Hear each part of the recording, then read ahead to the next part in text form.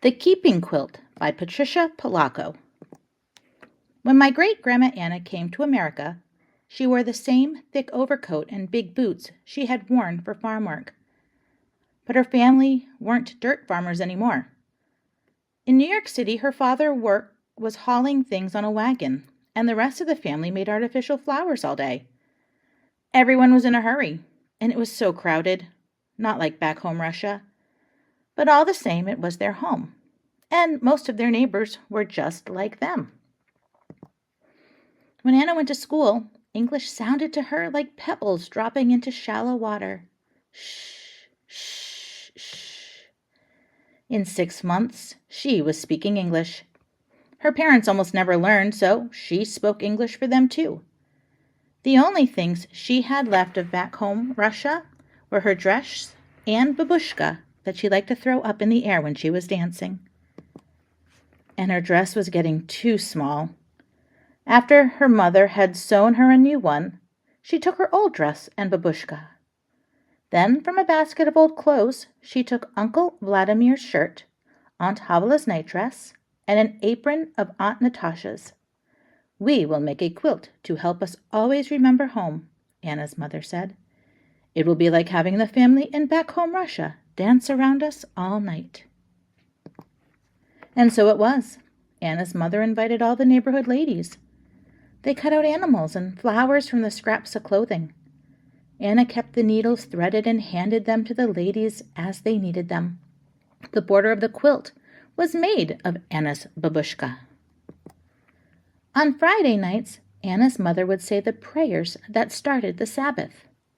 The family ate challah and chicken soup. The quilt was the tablecloth. Anna grew up and fell in love with great-grandpa Sasha. To show he wanted to be her husband, he gave Anna a gold coin, a dried flower, and a piece of rock salt all tied into a linen handkerchief. The gold was for wealth, the flower for love, and the salt so their lives would have flavor. She accepted the hanky, and they were engaged. Under the wedding huppah, Anna and Sasha promised each other love and understanding. After the wedding, the men and women celebrated separately. When my grandma Carl was born, Anna wrapped her daughter in the quilt to welcome her warmly into the world.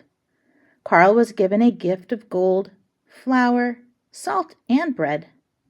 Gold so she would never know poverty, a flour so she would always know love, salt so her life would always have flavor, and bread so that she would never know hunger.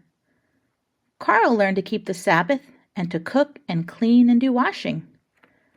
"Married you'll be someday," Anna told Carl. And again the quilt became a wedding huppah, this time for Carl's wedding to Grandpa George. Men and women celebrated together, but they still did not dance together. In Carl's wedding bouquet were a gold coin, bread, and salt. Carl and George moved to a farm in Michigan, and great-grandma Anna came to live with them. The quilt once again wrapped a new little girl, Mary Ellen. Mary Ellen called Anna Lady Grandma. She had grown very old and was sick a lot of the time. The quilt kept her legs warm. On Anna's 98th birthday, the cake was a kulik, a rich cake with raisins and candied fruit in it. When great-grandma Anna died, prayers were said to lift her soul to heaven. My mother, Mary Ellen, was now grown up. When Mary Ellen left home, she took the quilt with her. When she became a bride, the quilt became her huppah.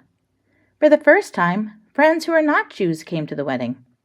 My mother wore a suit, but in her bouquet were gold, bread, and salt. The quilt welcomed me, Patricia, into the world, and it was the tablecloth for my first birthday party. At night, I would trace my fingers around the edges of each animal on the quilt before I went to sleep. I told my mother stories about the animals on the quilt. She told me whose sleeve had made the horse, whose apron had made the chicken, whose dress had made the flowers. and whose babushka went around the edges of the quilt. The quilt was a pretend cape when I was in the bull ring, or sometimes a tent in the steaming Amazon jungle. At my wedding, men and women danced together. In my bouquet were gold, bread, and salt, and a sprinkle of grape juice, so I would always know laughter. 20 years ago, I held Tracy Denise in the quilt for the first time. Someday she, too, will leave home, and she will take the quilt with her.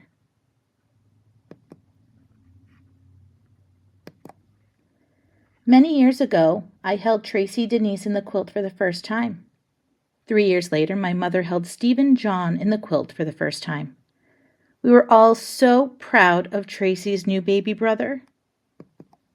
As the years passed and Tracy and Stephen were growing up, their grandmother took pleasure at every family gathering to tell the story of the quilt. We all knew whose clothes made each flower and animal.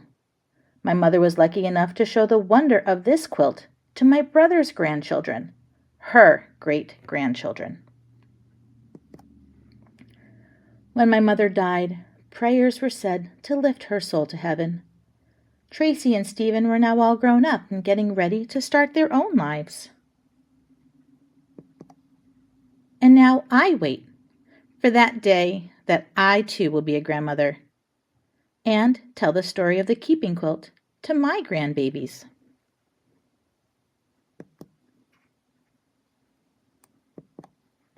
Now as my children grow, this quilt has become a part of their hearts. I decided to share its story with children everywhere, so I wrote a book to take with me on school visits for students to learn all about my family and traditions. In time, my son promised his life to his bride under this quilt. I gave them both bread so they would never know hunger, salt so that their lives would always have flavor, flowers so that they would always know love, and finally a coin so they would never be poor of spirit.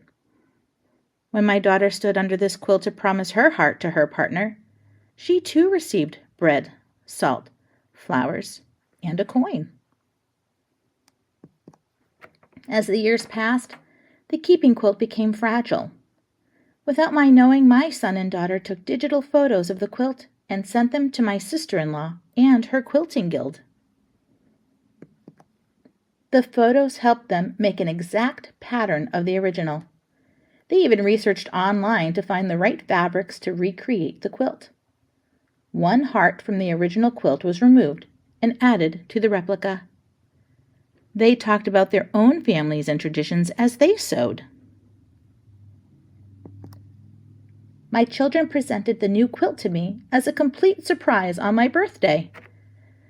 Then I made a very hard decision. With a bittersweet heart, I let the original Keeping Quilt leave my care to be on loan to the Mazza Museum at the University of Findlay in Findlay, Ohio.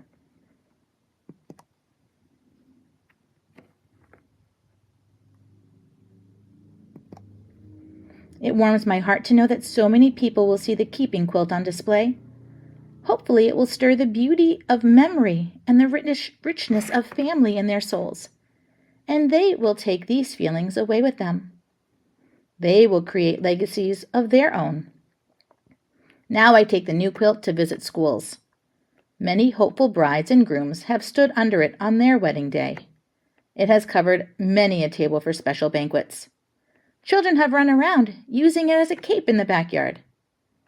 It has covered the coffins of those in our family who we have loved and mourn.